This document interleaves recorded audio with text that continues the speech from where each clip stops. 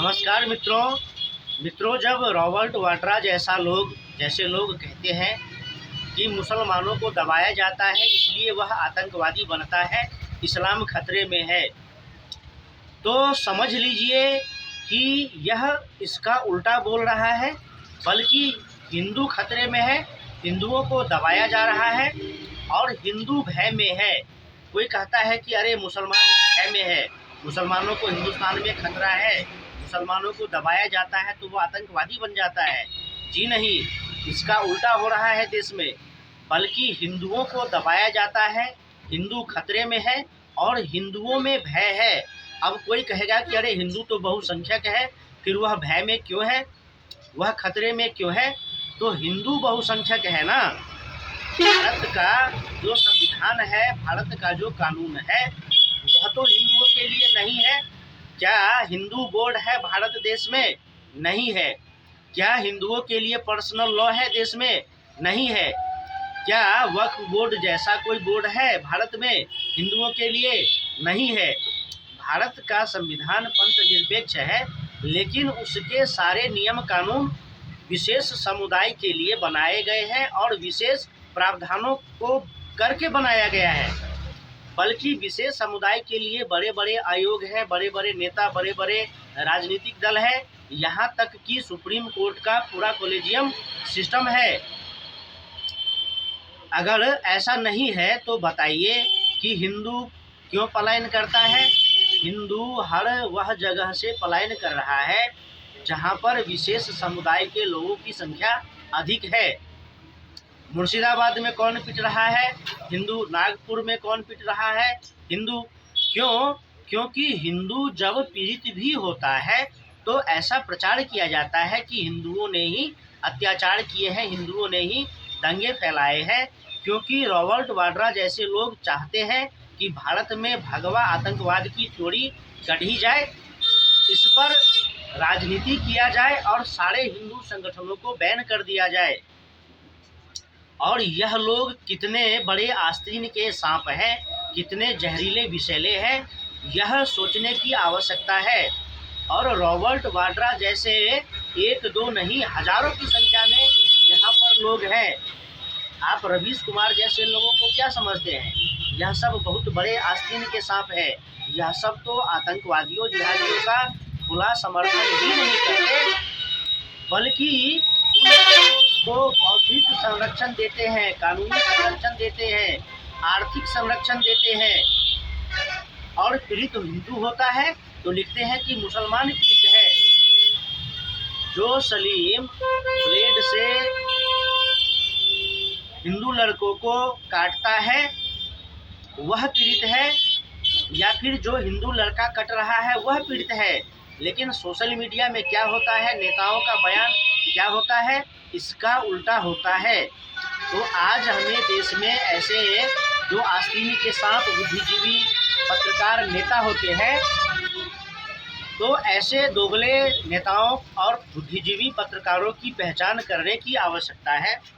क्योंकि जो तीसरा मोर्चा है देश में, या फिर जिसको हम आधा मोर्चा कहते हैं, तो इनके जो संरक्षक होते हैं, जैसे कि मोदी जी ने कहा कि हम आतंकवादियों को तो मिट्टी में मिलाएंगे ही, इनके आकाओं को, इनका जो सहयोग समर्थन कर रहा है, इनका जो साथ दे रहा है, उनको भी मिट्टी में मिलाएंगे।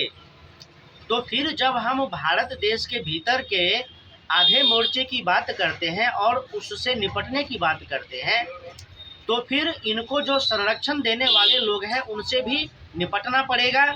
और उनसे निपटने के क्रम में हम देखते हैं कि रॉबर्ट वाड्रा जैसे लोग हैं, रवीश कुमार जैसे लोग हैं, राजदीप सरदेसाई जैसे लोग हैं, अरफा खानम जैसे लोग हैं, the wire, the print, the news laundry जैसे लोग हैं, जुबैर जैसा जिहादी पत्रकार सब है। इन लोगों को पहचानने की और नाम उजागर करने की आवश्यकता है, जिससे कि हमारा सनातन हिंदू धर्म और भारत राष्ट्र सुरक्षित रह सके। हमने आतंकवादियों पर कार्रवाई की, उसके ठिकानों को उड़ा दिया, लेकिन जो आतंकवादियों के बौद्धिक संरक्षक है, वह पाकिस्तान में हो, भारत में हो, बांग्लादेश में हो, तुर्की में हो, अरब अमीरात में हो, वह सब है। 57 इस्लामिक देश है और भारत में जो इस्लामिक जनसंख्या है, इसके साथ साथ जो हिंदू है, जिनका नाम हिंदू है, जो और है तो हिंदू, लेकिन यह सब आतंकवाद का खुला समर्थन करता है, बौद्धिक संरक्षण देते हैं, उनका समर्थन करते हैं, उनको भी तो वही समझा जाएगा, भले ही वह नाम के हिंदू है या फिर हिंदू है, लेकिन उनका कार्य तो देशद्रोह का है, उनका कार्य तो सनातन द्रोह का है, क्योंकि वह सीधा सीधा आतंकवादियों का पक्ष लेते हैं। हम सीधा सीधा कहते हैं काजीवा, कांग्रेस, जिहादी वामपंथी, या फिर हम कहते हैं महागठबंधन। यह सब एक तरफा तुष्टीकरण की राजनीति में इस्लामिक साम्राज्यवाद से प्रेरित इस्लामिक आतंकवाद का समर्थन करते हैं, उसका संरक्षण संवर्धन करते हैं।